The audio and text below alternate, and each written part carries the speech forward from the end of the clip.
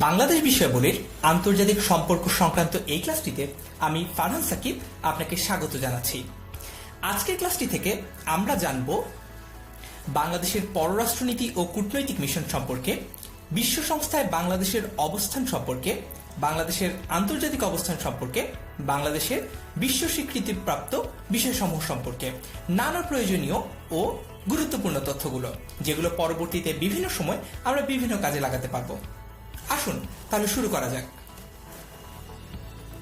আমরা একদম শুরুতেই বাংলাদেশের পররাষ্ট্রনীতি ও কূটনৈতিক মিশন সম্পর্কে জানব।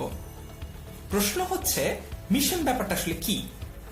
মিশন হচ্ছে এক দেশ থেকে একদল কূটনৈতিক অন্য দেশে গিয়ে সেখানে অবস্থান করে যদি নিজ দেশকে প্রতিনিধিত্ব করেন এবং কূটনৈতিক বিষয়াবলী নিয়ে কাজ করেন, তখন সেটিকে মিশন বলা হয়।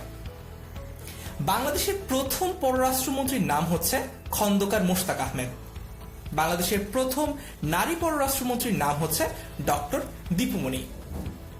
বিশ্বের 58টি দেশে বাংলাদেশের দূতাবাস রয়েছে আর মিশন রয়েছে 77টি, যে মিশন সম্পর্কে আমরা একেবারে শুরুতেই জানলাম।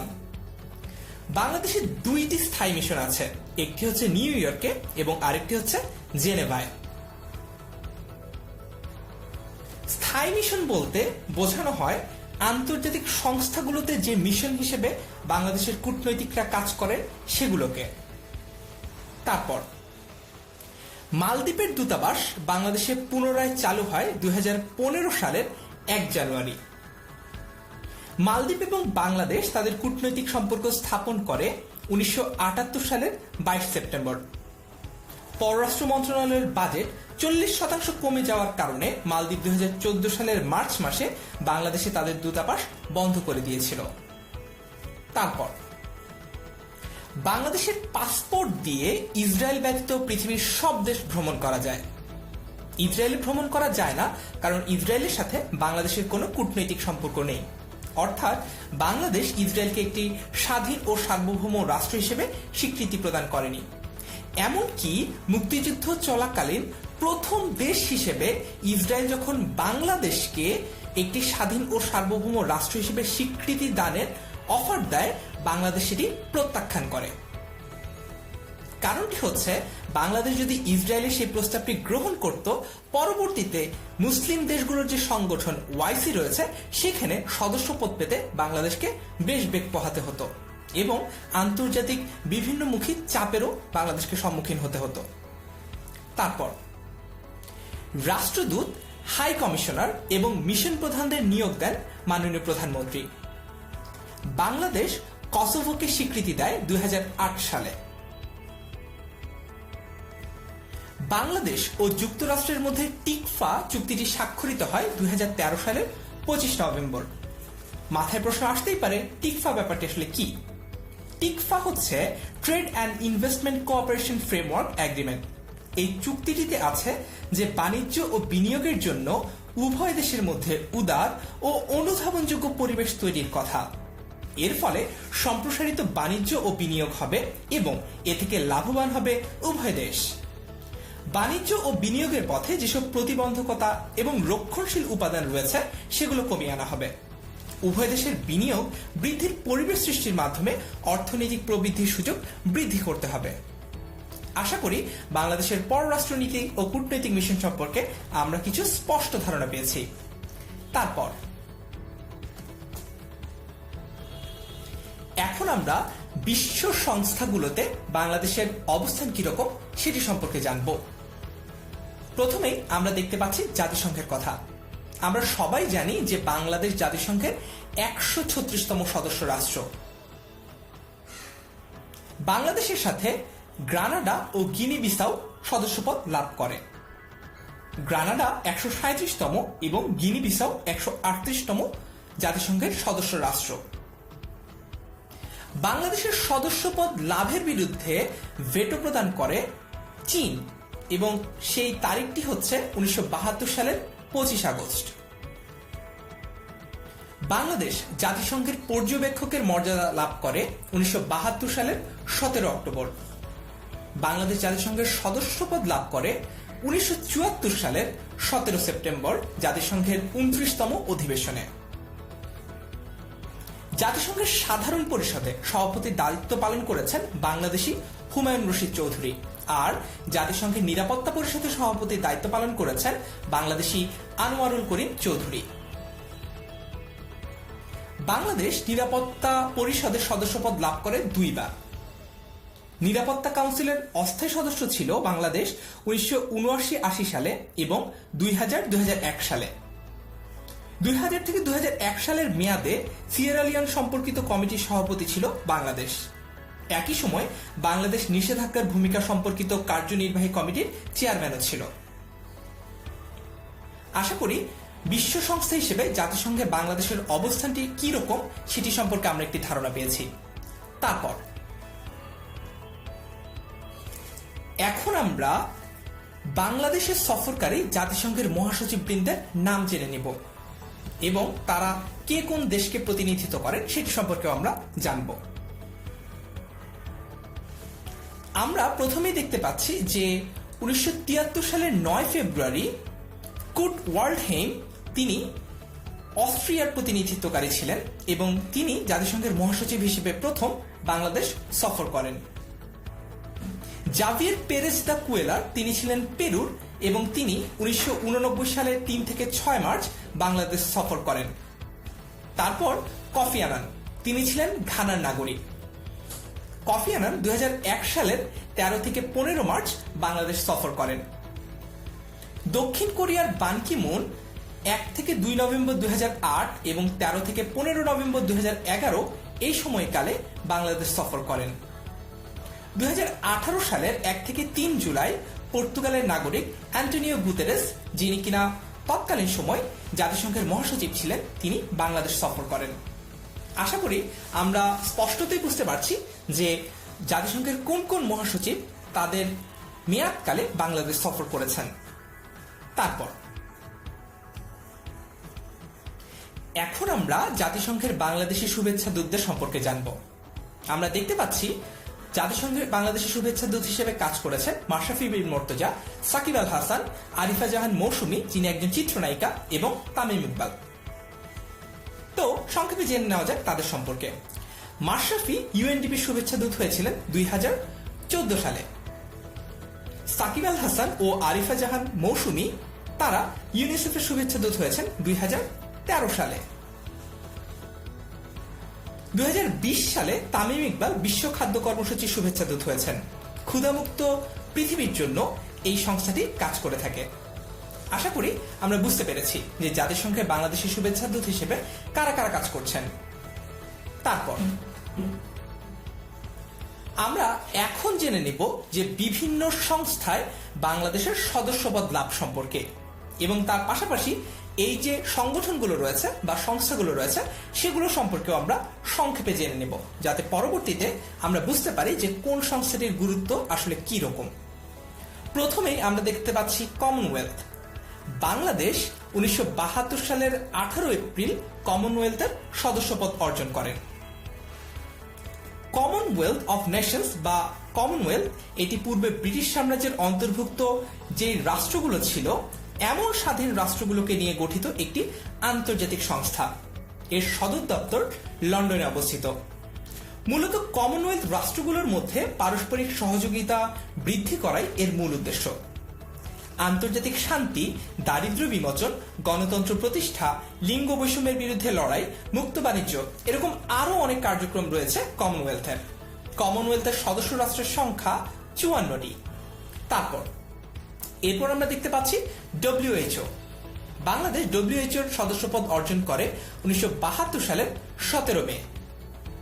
ডব্লিউএইচও বা ওয়ার্ল্ড হেলথ অর্গানাইজেশন কিংবা বিশ্ব স্বাস্থ্য সংস্থা হচ্ছে জাতিসংঘের একটি বিশেষ সংস্থা। এই সংস্থা আন্তর্জাতিক জনস্বাস্থ্যের জন্য কাজ করে থাকে। এটি জাতিসংঘের টেকসই উন্নয়ন দলের অংশ। এর প্রধান উদ্দেশ্য হচ্ছে সর্বোচ্চ সম্ভাব্য সকল মানুষের স্বাস্থ্য সেবা নিশ্চিত করা। সদর দপ্তর হচ্ছে সুইজারল্যান্ডের জেনেভায়।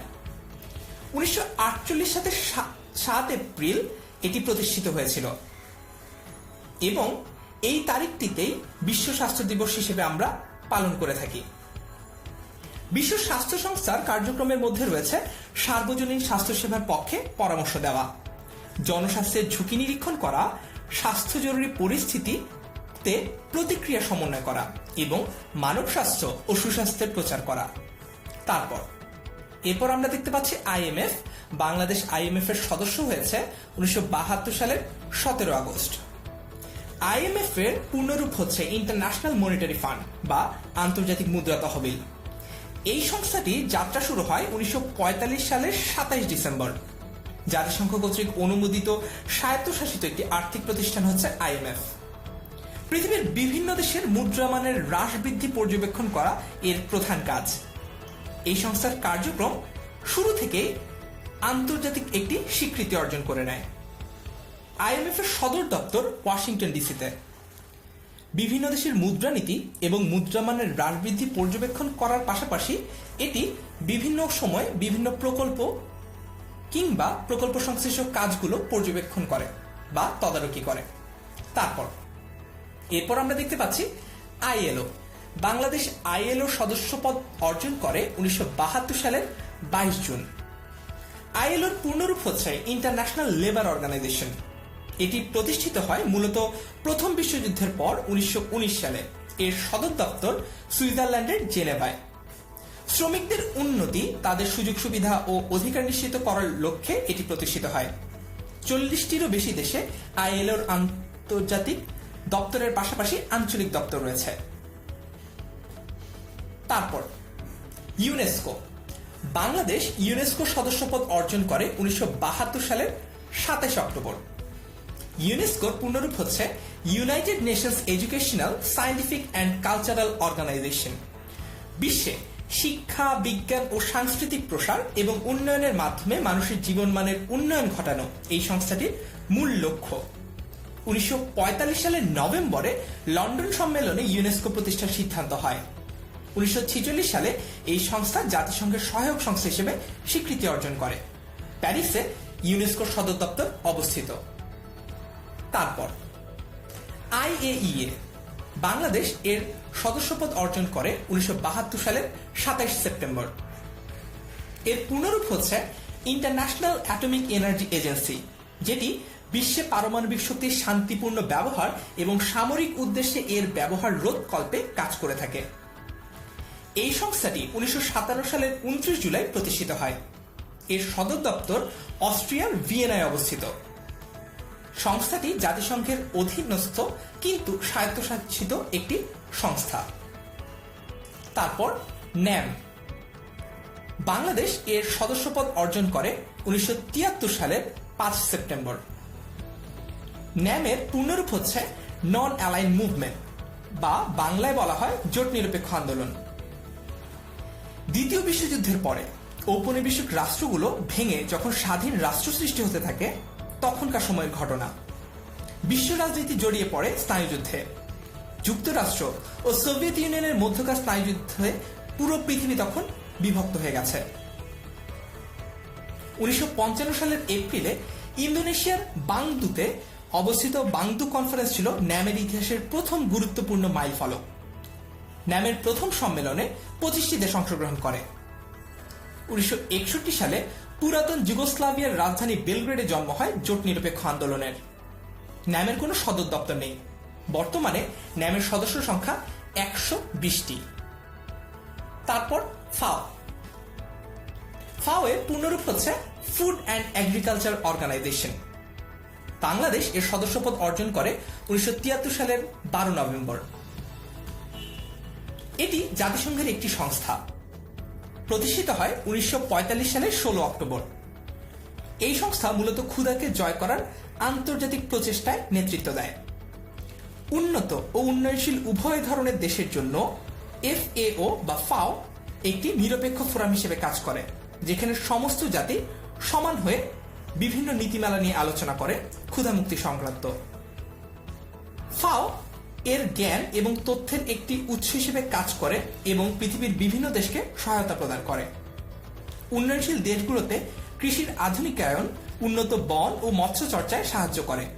সকলের জন্য পুষ্টি এবং খাদ্য নিরাপত্তা নিশ্চিত করতে কাজ করে ফাও। এরপর আমরা দেখতে পাচ্ছি ওয়াইসি। বাংলাদেশ ওয়াইসি সদস্যপদ অর্জন করে 1974 সালের 7 ফেব্রুয়ারি। ওয়াইসির পূর্ণরূপ হচ্ছে অর্গানাইজেশন অফ ইসলামিক কোঅপারেশন। 1967 সালের 6 দিনের যুদ্ধের পর 1969 সালের 21 আগস্ট ইসরায়েল জেরুজালেমের পবিত্র মসজিদুল আকসায় অগ্নিসংযোগ করে। এর ফলে সমগ্র মুসলিম বিশ্বে প্রতিক্রিয়া দেখা দেওয়ায় 25 আগস্ট 14টি আরব দেশের পররাষ্ট্রমন্ত্রীগণ মিশরের রাজধানী কায়রোতে একটি বৈঠকে মিলিত হন। 22 থেকে 25 সেপ্টেম্বর রাবাতে 25টি মুসলিম বিশ্বের রাষ্ট্রপ্রধানদের নিয়ে একটি সম্মেলন অনুষ্ঠিত হয়। 1969 সালের 25 সেপ্টেম্বরে ওআইসি প্রতিষ্ঠিত হয়। প্রাথমিক নাম ছিল অর্গানাইজেশন অফ ইসলামিক কনফারেন্স, সদর দপ্তর সৌদি আরবের জেদ্দায়। এর সদস্য রাষ্ট্রের সংখ্যা 57টি। তারপর ইউএনও। বাংলাদেশ ইউএনও সদস্যপদ অর্জন করে 17 সেপ্টেম্বর 1974 সালে। ইউএনও হচ্ছে ইউনাইটেড নেশনস অর্গানাইজেশন বা জাতিসংঘ। বিশ্বের জাতিসমূহের একটি সংগঠন এটি, যার লক্ষ্য হচ্ছে আন্তর্জাতিক অঙ্গনে আইন, নিরাপত্তা, অর্থনৈতিক উন্নয়ন, সামাজিক অগ্রগতি এবং মানবাধিকার বিষয়ে পারস্পরিক সহযোগিতার পরিবেশ সৃষ্টি করা। 1945 সালে 51টি রাষ্ট্র জাতিসংঘ বা রাষ্ট্রসংঘ সনদ স্বাক্ষরের মাধ্যমে জাতিসংঘ বা রাষ্ট্রসংঘ প্রতিষ্ঠিত হয়। এর সদর দপ্তর নিউ ইয়র্কে। সদস্য রাষ্ট্র 193টি। জাতিসংঘের বর্তমান মহাসচিব অ্যান্টোনিও ম্যানুয়েল দে অলিভেইরা গুতেরিস, তিনি হচ্ছেন নবম মহাসচিব। তারপর ফিফা। বাংলাদেশ ফিফার সদস্যপদ অর্জন করে 1976 সালের 1 জানুয়ারি। ফিফা গঠিত হয় 1904 সালে। এটি আন্তর্জাতিক ফুটবল সংস্থা। আন্তর্জাতিকভাবে এটি পুরো পৃথিবীর ফুটবলকে নিয়ন্ত্রণ করে। এর সদর দপ্তর সুইজারল্যান্ডের জুরিখে অবস্থিত। ফিফা ফুটবলের প্রধান অনুষ্ঠানগুলো, বিশেষ করে ফিফা বিশ্বকাপ আয়োজন ও তত্ত্বাবধান করে থাকে এই আন্তর্জাতিক সংস্থাটি। তারপর G77। বাংলাদেশ এর সদস্যপদ অর্জন করে 1976 সালের 7 অক্টোবর। এর পূর্ণরূপ হচ্ছে গ্রুপ অফ 77। মূলত প্রতিষ্ঠাকালীন সময় 77টি দেশ নিয়ে গঠিত হয়েছিল বলে এর এমন নামকরণ করা হয়েছে। এটি 1964 সালে প্রতিষ্ঠা লাভ করে। বর্তমান সদস্য সংখ্যা 134। উন্নয়নশীল দেশগুলোর মধ্যে পারস্পরিক অর্থনৈতিক সমঝোতার মাধ্যমে সাহায্যের হাত বাড়িয়ে দেওয়ার প্রচেষ্টার জন্য এটি প্রতিষ্ঠিত হয়েছে। দারিদ্র্য বিমোচন, টেকসই উন্নয়ন নিয়ে কাজ করে থাকে এই সংগঠনটি। তারপর ইন্টারপোল। বাংলাদেশ ইন্টারপোলের সদস্য হয় 1976 সালের 14 অক্টোবর। ইন্টারপোলের পূর্ণরূপ হচ্ছে ইন্টারন্যাশনাল ক্রাইম পুলিশ অর্গানাইজেশন। এটি একটি আন্তর্জাতিক সংস্থা যার প্রধান কাজ আন্তর্জাতিক পুলিশকে সহায়তা করা।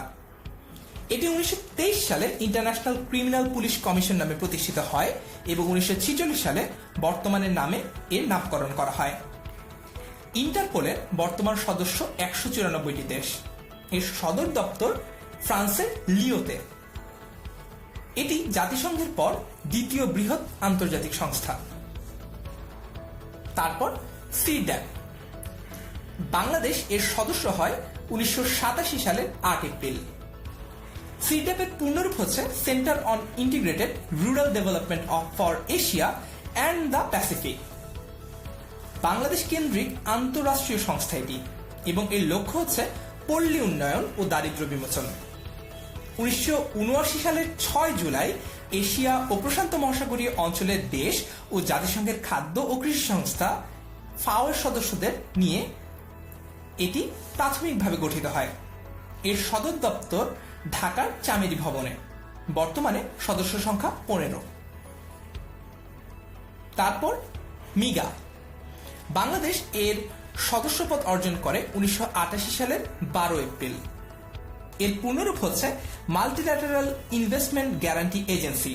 এটি প্রতিষ্ঠিত হয় 1988 সালে একটি বিশ্ব ব্যাংকের সংস্থা হিসেবে। উদীয়মান অর্থনীতির দেশগুলোতে বৈদেশিক বিনিয়োগ বা ফরেন ডেভেলপমেন্ট ইনভেস্টমেন্ট আকর্ষণ করা ও বিনিয়োগ বৃদ্ধিতে এটি কাজ করে। তারপর ডব্লিউটিও। ডব্লিউটিও প্রতিষ্ঠিত হয় 1 জানুয়ারি 1995 সালে। ডব্লিউটিওর পূর্ণরূপ হচ্ছে ওয়ার্ল্ড ট্রেড অর্গানাইজেশন। বাংলাদেশের সদস্যপদ অর্জন করে 1995 সালের 1 জানুয়ারি। এটি বিশ্বের বাণিজ্য সংক্রান্ত নীতি প্রবর্তন এবং সদস্য রাষ্ট্র বা পক্ষগুলোর মধ্যকার মতপার্থক্য দূর করতে কাজ করে থাকে। বিশ্ব বাণিজ্যের ও মুক্ত বাণিজ্যের প্রসার করা, বাণিজ্যের অশুল্ক বাধাসমূহ দূর করা, বাণিজ্য আলোচনার ফোরাম হিসেবে বাণিজ্য বিরোধ নিষ্পত্তি করা, এই সকল লক্ষ্য ও উদ্দেশ্য নিয়ে কাজ করে ডব্লিউটিও। আশা করি বিভিন্ন সংস্থাগুলো সম্পর্কে আমরা জানতে পেরেছি এবং তার পাশাপাশি জেনে নিয়েছি বিভিন্ন সংস্থাগুলোতে বাংলাদেশ কবে সদস্যপদ অর্জন করে। তারপর এখন আমরা জানব বাংলাদেশ পৃথিবীর বিভিন্ন সংস্থার কততম সদস্য সেটি সম্পর্কে। বাংলাদেশ কমনওয়েলথের 32তম সদস্য, বাংলাদেশ ওয়াইসিরও 32তম সদস্য, পুঁজি বিনিয়োগজনিত বিরোধ নিষ্পত্তির আন্তর্জাতিক কেন্দ্র ICSID-র 76তম সদস্য হচ্ছে বাংলাদেশ। এর পূর্ণরূপ হচ্ছে international centre for settlement of investment disputes. এটি প্রতিষ্ঠিত হয়েছিল 1966 সালে। বিশ্বব্যাংক গোষ্ঠীর 4টি সংস্থা এটি একটি। সরকার এবং বিদেশি বিনিয়োগকারীদের মধ্যে বিনিয়োগ সংক্রান্ত বিরোধ নিষ্পত্তি করতে এটি কাজ করে। তারপর আন্তর্জাতিক আণবিক শক্তি সংস্থা বা IAEA এর 103তম সদস্য হচ্ছে বাংলাদেশ। আন্তর্জাতিক পুঁজি বিনিয়োগ সংস্থা বা IFC-র 105তম সদস্য হচ্ছে বাংলাদেশ। IFC-র পূর্ণরূপ হচ্ছে ইন্টারন্যাশনাল ফিন্যান্স কর্পোরেশন। এটি প্রতিষ্ঠিত হয় 1956 সালে। এটি বিশ্বব্যাংক গোষ্ঠীর আরও একটি সংস্থা। উন্নয়নশীল দেশের টেকসই উন্নয়নে বেসরকারি খাতে বিনিয়োগ বৃদ্ধিতে ও প্রকল্পে অর্থায়ন করে কাজ এগিয়ে নিতে সহায়তা করে IFC। তারপর আন্তর্জাতিক উন্নয়ন সমিতি, বাংলাদেশের 109তম সদস্য। ID এর পূর্ণরূপ হচ্ছে ইন্টারন্যাশনাল ডেভেলপমেন্ট অ্যাসোসিয়েশন। এটি প্রতিষ্ঠিত হয় 1960 সালে। বিশ্বব্যাংকের 2টি অংশের এটি একটি। বিশ্বব্যাংকের একটি অঙ্গ সংগঠন এটি। IDA কাজ করে উন্নয়নশীল দেশগুলোতে সবচেয়ে সস্তা ঋণ দেওয়া নিয়ে এবং তার পাশাপাশি এটি বিশ্বব্যাংকেও সহায়তা করে থাকে। তাদের দেওয়া ঋণকে বলা হয় সফট লোন উইন্ডো। বাংলাদেশের স্থানীয় সরকারকে শক্তিশালী করা, ব্যাংক, বীমা ও পুঁজিবাজারের উন্নয়ন, পেনশন পদ্ধতির সংস্কার, প্রাণী সম্পদ পদ্ধতিতে নতুন কর্মসূচি চালু, ডিজিটালাইজেশন ইত্যাদি ক্ষেত্রে বাংলাদেশ IDA এর ঋণ গ্রহণ করেছে। তারপর স্থায়ী সালিসি আদালত বা PC এর 115তম সদস্য হচ্ছে বাংলাদেশ। PC এর পূর্ণরূপ হচ্ছে পার্মানেন্ট কোর্ট অফ আর্বিট্রেশন। এর প্রধান কার্যালয় হচ্ছে নেদারল্যান্ডের হেগে। এটি বিভিন্ন ধরনের ডিসপিউট বা বিরোধ মীমাংসা করে থাকে।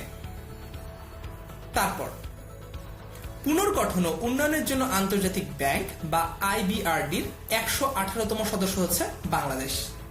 IBRD-র পূর্ণরূপ হচ্ছে international bank for reconstruction and development. এটি প্রতিষ্ঠিত হয় 1944 সালে। বিশ্বব্যাংকের 2টি অংশের আরেকটি অংশ হচ্ছে এইটি। কার্যক্রম শুরু করে 1946 সালে। IBRD মধ্যম আয়ের দেশ ও দরিদ্র দেশগুলোকে ঋণ ও আর্থিক সহায়তা দেয়। তারপর এগম্যান গ্রুপ। এগম্যান গ্রুপ এর 125তম সদস্য হচ্ছে বাংলাদেশ। এগম্যান গ্রুপ হচ্ছে পৃথিবীর বিভিন্ন দেশের ফাইন্যান্সিয়াল ইন্টেলিজেন্স ইউনিটের সমন্বয়ে গঠিত একটি আন্তর্জাতিক সংগঠন, যারা মানি লন্ডারিং ও সন্ত্রাসের অর্থায়ন সংক্রান্ত তথ্য দিয়ে থাকে। 165টি দেশের ফিনান্সিয়াল ইন্টেলিজেন্স ইউনিট নিয়ে এটি গঠিত। প্রতিষ্ঠিত হয়েছে 1995 সালে। সদর দপ্তর কানাডার টরন্টোতে। তারপর জাতিসংঘ বা UN কিংবা ইউনাইটেড নেশনস। বাংলাদেশ ইউনাইটেড নেশনসের 136তম সদস্য রাষ্ট্র। আশা করি পৃথিবীর বিভিন্ন সংস্থায় বাংলাদেশ কততম সদস্য হিসেবে যোগ দিয়েছে সেটি আমরা জানতে পেরেছি। তারপর এখন আমরা জাতিসংঘ শান্তিরক্ষা মিশন সম্পর্কে জানব। অর্থাৎ জাতিসংঘ শান্তিরক্ষা মিশনে বাংলাদেশের ভূমিকা কিরকম বা অবস্থান কিরকম সেটি সম্পর্কে আমরা জানার চেষ্টা করব। বাংলাদেশ সেনাবাহিনী প্রথম শান্তিসংঘ যে মিশন সেখানে অংশগ্রহণ করে 1988 সালে। এর পূর্ণরূপ হচ্ছে united Nations Iran Iraq military observer group বা UNIIMOG। বাংলাদেশ পুলিশ জাতিসংঘ শান্তিরক্ষা মিশনে অংশগ্রহণ করে 1989 সালে। এর পুনরূপ হচ্ছে united Nations transition assistant group বা UNTAG। UNTAG মিশনটি চালানো হয় নামিবিয়াতে। নামিবিয়ার শান্তি প্রক্রিয়া এবং নির্বাচন পরিস্থিতি পর্যবেক্ষণ করার জন্যই এই মিশনটি পরিচালনা করা হয়। দীর্ঘদিন নামিবিয়া দক্ষিণ আফ্রিকার অন্তর্গত ছিল। দীর্ঘদিন সেখানে সংঘাতপূর্ণ অবস্থা বিরাজ করেছে। সেই অবস্থা থেকে নামিবিয়া একটি পূর্ণাঙ্গ দেশ হিসেবে আত্মপ্রকাশ করার সময়ে যে ট্রানজিশনাল পিরিয়ড চলছিল তখনই এই মিশনটি পরিচালনা করা হয়। বাংলাদেশের নৌ ও বিমান বাহিনী শান্তি রক্ষা মিশনে অংশগ্রহণ করে 1993 সালে। 40টি দেশে 54টি শান্তি রক্ষা মিশনে অংশগ্রহণ করেছে বাংলাদেশ। প্রথমবারের মতো বাংলাদেশ পুলিশের মহিলা কন্টিনজেন্ট জাতিসংঘ শান্তি রক্ষা কার্যক্রমে যোগ দেয় হাইতি মিশনে এবং সেটি 2010 সালের মে মাসে। 2010 সালে প্রথম 81 জন নারী পুলিশ সদস্য বাংলাদেশ FPU অর্থাৎ ফ্রন্ট পুলিশ ইউনিট হিসেবে কঙ্গোতে মিশনে যান। এ পর্যন্ত 710 জন নারী পুলিশ সদস্য মিশন শেষ করে দেশে ফিরেছেন। শান্তিরক্ষা মিশনের অংশগ্রহণকারী প্রথম পুলিশের নারী কর্মকর্তা DIG ও বর্তমানে ঢাকা মেট্রোপলিটন পুলিশের অতিরিক্ত কমিশনার মিলি বিশ্বাস। আশা করি জাতিসংঘ শান্তিরক্ষা মিশনে বাংলাদেশের অবদান এবং অবস্থান সম্পর্কে আমরা বুঝতে পেরেছি। তারপর এখন আমরা বাংলাদেশে অবস্থিত বিভিন্ন আন্তর্জাতিক সংস্থা সম্পর্কে জেনে নেব। আন্তর্জাতিক উদরাময় রোগ গবেষণা কেন্দ্র বা ICDDRB, এটির প্রতিষ্ঠাকাল হচ্ছে 1978 সাল এবং এর সদর দপ্তর ঢাকার মহাখালীতে। এর পূর্ণরূপ হচ্ছে international centre for diarrhoeal disease research Bangladesh, সংক্ষেপে ICDDRB। এটি বাংলাদেশে অবস্থিত একটি আন্তর্জাতিক চিকিৎসা সংক্রান্ত গবেষণা প্রতিষ্ঠান। উদরময় রোগ, পুষ্টি এবং আনুষঙ্গিক অন্যান্য বিষয়ে এটি গবেষণা পরিচালনা করে থাকে। ভারতীয় উপমহাদেশে কলেরা রোগের উপদ্রব ছিল অনেক বেশি। 1956 সালে সমাজতন্ত্রের বিস্তার রোধকল্পে দক্ষিণ পূর্ব এশীয় চুক্তি সংস্থা সিয়াটো গঠিত হয় এবং এই সংস্থা এই এলাকায় যুদ্ধরত আমেরিকান সৈন্যদের স্বাস্থ্যগত নিরাপত্তার তাগিদে কলেরা গবেষণায় একটি কাঠামো স্থাপনের জন্য জোর সমর্থন জানায়। তারই ফলে বাংলাদেশে ঢাকায় কলেরা গবেষণা প্রতিষ্ঠান স্থাপিত হয় 1960 সালে। তারপর এশীয় ও প্রশান্ত মহাসাগরীয় অঞ্চলের সমন্বিত পল্লী উন্নয়ন কেন্দ্র বা সিডড্যাপ, এটি প্রতিষ্ঠিত হয়েছে 1979 সালের 6 জুলাই এবং এর সদর দপ্তর ঢাকার চামেলি হাউসে। সিডড্যাপের পূর্ণরূপ হচ্ছে centre on integrated rural development for Asia and the Pacific, যেটি সম্পর্কে আমরা আগেই আলোচনা করেছি। তারপর সার্ক কৃষি কেন্দ্র বা SAC এর প্রতিষ্ঠা হয়েছে 1988 সালে এবং এর সদর দপ্তর ঢাকার ফার্মগেটে। SAC হচ্ছে সার্ক এগ্রিকালচার সেন্টার। এই সার্ক কৃষি কেন্দ্র হচ্ছে দক্ষিণ এশীয় আঞ্চলিক সহযোগিতা সংস্থার একটি প্রতিষ্ঠান যা দক্ষিণ এশিয়ার দেশগুলিতে কৃষিক্ষেত্রে গবেষণা ও বিকাশের জন্য কাজ করে। তারপর সার্ক আবহাওয়া গবেষণা কেন্দ্র SMRC এর প্রতিষ্ঠা হয়েছে 1995 সালের 2 জানুয়ারি। এর সদর দপ্তর ঢাকার আগারগাঁওয়ে। SMRC পূর্ণরূপ হচ্ছে সার্ক মেট্রোলজিক্যাল রিসার্চ সেন্টার। এটি সার্কভুক্ত দেশগুলোর জলবায়ু ও আবহাওয়া নিয়ে গবেষণার লক্ষ্যে গঠিত হয়েছে 1995 সালে। তবে 2015 সাল থেকে এই সংস্থাটির কার্যক্রম বন্ধ রয়েছে। প্রতিষ্ঠানটি 2015 সালের ডিসেম্বরের পর থেকে ভারতের নয়াদিল্লিতে অবস্থিত সার্ক ডিজাস্টার ম্যানেজমেন্ট সেন্টারের অর্থাৎ SDMC অন্তর্ভুক্ত হয়েছে। তারপর বিমস্টেক এর প্রতিষ্ঠা হয়েছে 1997 সালের 6 জুন এবং এর সদর দপ্তর হচ্ছে ঢাকার গুলশানে। বিমস্টেকের পূর্ণরূপ হচ্ছে বে of Bengal initiative for multi sectoral technical and economic cooperation বা সংক্ষেপে বিমস্টেক। দক্ষিণ ও দক্ষিণ পূর্ব এশিয়ায় কয়েকটি দেশকে নিয়ে গঠিত একটি আঞ্চলিক জোট বিমস্টেক। বিমস্টেকের মূল উদ্দেশ্য হচ্ছে দক্ষিণ ও দক্ষিণ পূর্ব এশিয়া এবং বঙ্গোপসাগর ও উপকূলের দেশগুলোর মধ্যে প্রযুক্তিগত ও অর্থনৈতিক ক্ষেত্রে পারস্পরিক সহযোগিতার ক্ষেত্র তৈরি করা। ব্যবসা, বিনিয়োগ, প্রযুক্তি, পর্যটন, মানব সম্পদ উন্নয়ন, কৃষি উন্নয়ন, মৎস্য সম্পদ, যোগাযোগ ব্যবস্থাপনার উন্নয়ন, পোশাক ও চামড়া শিল্প সহ আরও অনেক ক্ষেত্রে বিমস্টেকের কাজ করার উদ্দেশ্য রয়েছে। এর সদস্য হচ্ছে বাংলাদেশ, ভারত, শ্রীলঙ্কা, থাইল্যান্ড, ভুটান, মিয়ানমার ও নেপাল। তারপর আন্তর্জাতিক মাতৃভাষা ইনস্টিটিউট, এটি প্রতিষ্ঠিত হয়েছে 2001 সালের 15 মার্চ। এর সদর দপ্তর হচ্ছে ঢাকার সেগুনবাগিচায়। তারপর আন্তর্জাতিক জুট স্টাডি গ্রুপ বা ইন্টারন্যাশনাল জুট স্টাডি গ্রুপ, যেটি প্রতিষ্ঠা হয়েছে 2002 সালের 27 এপ্রিল। এর সদর দপ্তর ঢাকার ফার্মগেটে অবস্থিত। আইজিএসজি বা ইন্টারন্যাশনাল জুট স্টাডি গ্রুপের পূর্ব নাম ছিল ইন্টারন্যাশনাল জুট অর্গানাইজেশন। এর উদ্দেশ্য হচ্ছে পাট ও পাটের মতো আর্জাতীয় শিল্পের বাণিজ্যের স্বচ্ছতা নিশ্চিত করা। আশা করি বাংলাদেশে অবস্থিত বিভিন্ন আন্তর্জাতিক সংস্থাগুলো সম্পর্কে আমরা স্পষ্টত জানতে পেরেছি। তারপর এখন আমরা বাংলাদেশের বিশ্ব স্বীকৃতি পাওয়া কিছু বিষয়সমূহ সম্পর্কে জানব। প্রথমে আমরা দেখতে পাচ্ছি ৬০ গম্বুজ মসজিদ। বাংলাদেশের বাগেরহাট জেলার দক্ষিণ পশ্চিমে অবস্থিত একটি প্রাচীন মসজিদ হচ্ছে ৬০ গম্বুজ মসজিদ। মসজিদটির স্থাপত্যশৈলী দেখে ধারণা করা হয় এটি খান জাহান আলী নির্মাণ করেছিলেন। ধারণা করা হয় তিনি 1500 শতাব্দীতে এটি নির্মাণ করেন। এর গম্বুজ সংখ্যা হচ্ছে 81টি, যদিও এর নাম হচ্ছে ৬০ গম্বুজ মসজিদ। তারপর পাহাড়পুর বিহার।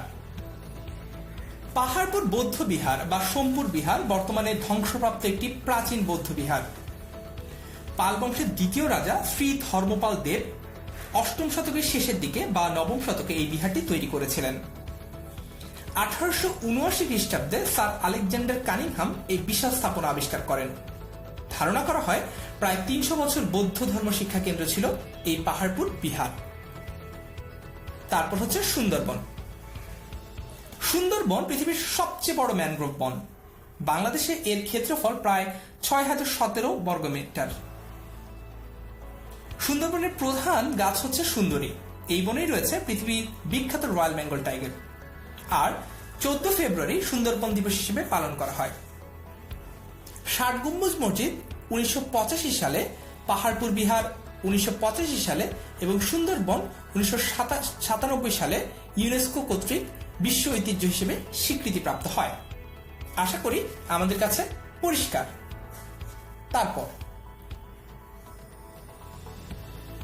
এরপর আমরা আন্তর্জাতিক স্বীকৃতিপ্রাপ্ত আরো কিছু দিবস ও অন্যান্য ব্যাপারে একটু জেনে নিব। প্রথমে 7 মার্চের ভাষণ। 7 মার্চের ভাষণকে ওয়ার্ল্ড ডকুমেন্টারি হেরিটেজ স্বীকৃতি দেওয়া হয় 2017 সালের 30 অক্টোবর।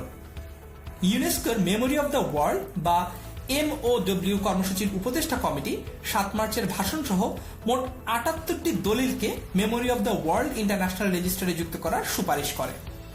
তারপর দেখতে পাচ্ছি বিশ্বের বৃহত্তম ম্যানগ্রোভ বা টাইডাল বন সুন্দরবন অবস্থিত বাংলাদেশের 5টি জেলায়। সুন্দরবনের এই 5টি জেলা হচ্ছে বাগেরহাট, সাতক্ষীরা, খুলনা, বরগুনা, পটুয়াখালী। তারপর বিশ্বের বৃহত্তম সমুদ্র সৈকত হচ্ছে কক্সবাজার, যার দৈর্ঘ্য 75 মাইল বা 120 কিলোমিটার। বিশ্বের বৃহত্তম মেরিন ড্রাইভ অবস্থিত কক্সবাজারে, যার দৈর্ঘ্য 80 মাইল। ইউনেস্কো আন্তর্জাতিক মাতৃভাষা হিসেবে 21 ফেব্রুয়ারিকে ঘোষণা করে 1999 সালে। তারপর সুন্দরবন রামসার স্থান হিসেবে স্বীকৃতি লাভ করে 1992 সালে। দ্বিতীয় রামসার স্থান হিসেবে স্বীকৃতি অর্জন করে টাঙ্গুয়ার হাওর। এখন অবশ্যই জিজ্ঞাসা আসতে পারে যে রামসার এই ব্যাপারটা আসলে কি। রামসার কনভেনশন বা এই যে সম্মেলনটি রয়েছে সেটি হচ্ছে একটি সম্মিলিত প্রয়াস যা বিশ্বব্যাপী জৈব পরিবেশ রক্ষার জন্য নেওয়া হয়েছে। 1971 সালে ইরানের রামসারে পৃথিবীর বিভিন্ন দেশগুলো কনভেনশন অন ওয়েটল্যান্ডস নামে একটি আন্তর্জাতিক চুক্তিতে স্বাক্ষর করে। পরবর্তীতে এই চুক্তিতে যুক্তরাষ্ট্র সহ মোট 158টি দেশ স্বাক্ষর করে। তারপর ইউনেস্কো বাউল গানকে ইনট্যাঞ্জিবল কালচারাল হেরিটেজ হিসেবে ঘোষণা করে 2005 সালে। সাংস্কৃতিক ঐতিহ্য হিসেবে ইউনেস্কো মঙ্গল শোভাযাত্রাকে 2016 সালে, শীতল পাটিকে 2017 সালে এবং জামদানি শিল্পকে 2013 সালে স্বীকৃতি প্রদান করে। তারপর ভৌগোলিক স্বীকৃতি। বাংলাদেশের জিআই বা জিওগ্রাফিক্যাল ইন্ডিকেটর, এই স্বীকৃতিপ্রাপ্ত পণ্যগুলো হচ্ছে জামদানি, ইলিশ এবং খিরসাপাতি। অবশ্যই জিজ্ঞাসা আসতে পারে যে ভৌগোলিক স্বীকৃতি বা এই জিওগ্রাফিক্যাল ইন্ডিকেটর এই ব্যাপারটা আসলে কি? জিআই এর মানে হচ্ছে কোনো সামগ্রীর ব্যবহার করা বিশেষ নাম বা চিহ্ন। এই নাম বা চিহ্ন নির্দিষ্ট সামগ্রীর ভৌগোলিক অবস্থান বা উৎস, যেমন একটি দেশ, অঞ্চল বা শহর অনুসারে নির্ধারণ করা হয়। ভৌগোলিক স্বীকৃতিপ্রাপ্ত সামগ্রী নির্দিষ্ট গুণগত মানদণ্ড বা নির্দিষ্ট প্রস্তুত প্রণালী অথবা বিশেষত্ব নিশ্চিত করে। অর্থাৎ জিআই কিংবা জিওগ্রাফিক্যাল ইন্ডিকেটর দিয়ে বোঝানো হয় যে জামদানি, ইলিশ কিংবা খিরসাপাতি একেবারেই অথেন্টিক বাংলাদেশি প্রোডাক্ট। আশা করি এই ব্যাপারটি সবার কাছে পরিষ্কার। তাহলে আজকের ক্লাসটি থেকে আমরা জেনে নিলাম বাংলাদেশের আন্তর্জাতিক সম্পর্কগুলো কিরকম, আন্তর্জাতিক বিভিন্ন সংস্থায় বা সংগঠনে বাংলাদেশের অবস্থান কিংবা প্রভাব কিরকম। আশা করি সবকিছুই স্পষ্টত বোঝা গেছে। দেখা হচ্ছে পরের লেকচারে। আমার সাথে থাকার জন্য আপনাকে ধন্যবাদ।